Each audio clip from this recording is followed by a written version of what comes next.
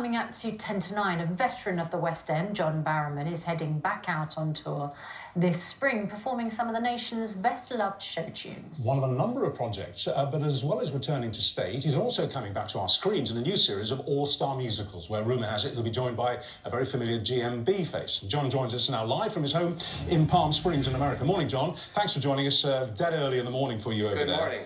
OK, let's get the difficult one out of the way first, shall we? Let's deal with the elephant in the room and then we can move on. A lot of people in this country would have assumed that your career was over when all the reports came out of this party trick that you used to do, which was basically exposing yourself in front of colleagues, which you thought was very, very funny at the time. And all of this came out, and it would seem to many observers that that kind of sunk your career. And yet, here we are talking about brand new projects. How have you turned it around?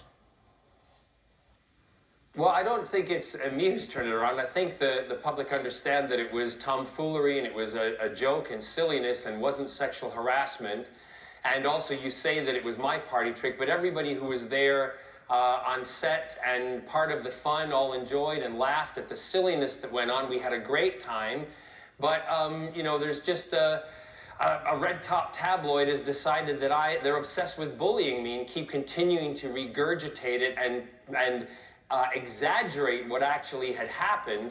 And also, you know, cancel culture, they've tried to strip my career over 35 years that I've worked very hard with and had a lot of fun in, and have been very open with all of the silliness that has went on.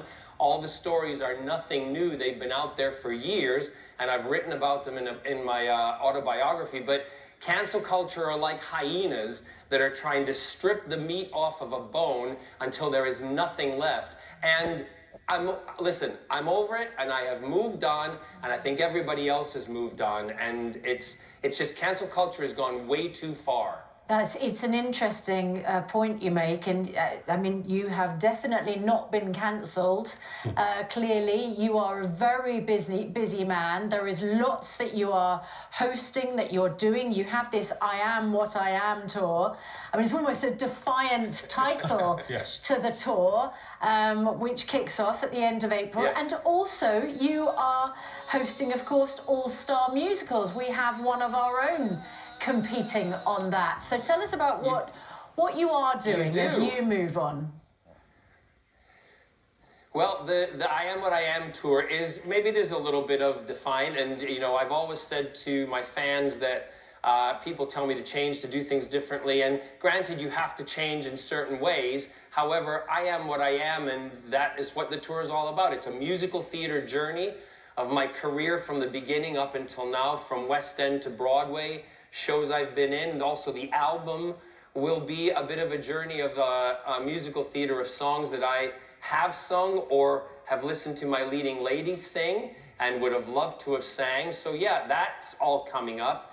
And like you said on ITV, which I'm really excited about, our second installment of the series of all-star musicals, and you mentioned something about Alex. So all I'll say with this, like the storm that just passed and blew people away, and you know, Alex is going to come on screen, and I think will be you know, blowing a lot of people away himself. But we've got a great cast lined up. It's really going to be a great show. I sense, and I've always thought this about you, I sense that you're one of these people who actually defines themselves by their show business profile. That you know, you are what you are, and what you are is what you do, and what you are is what you do. Is that true? I mean, could you possibly imagine not having the career that you've now got back? Well, Richard, I don't think I actually lost it. I think there was a few months of, it was very traumatic and it was very upsetting, not only for me, but for my family. And, you know, everybody kept, you know, even companies that I'd worked for were believing what was being said on Twitter more so than coming and asking me what the situation was. And it just got to the point where I really had enough of going to bed on a Saturday night and not sleeping because I was worried about what this red top tabloid was going to say about me the next day. So you just kind of have to, we need to learn to forgive people and understand that times were different. I wouldn't do anything like that now. It wouldn't be right. There are different rules now, but it was a different time. And I'm just going to say this, If I told all the secrets and the things that I know about the entertainment industry in years gone by, I could write one heck of a book, I'll tell you, but that's not me, because I know that is not now. That was then, this is now. All right. Well, look, we'll let you get to bed. It's very late in Palm Springs. Thanks for joining us, John. I've got my pajamas on. The tour starts 30th of April. The album's out in spring. John Barrowman, thank you very much indeed. Good Morning Britain is back tomorrow.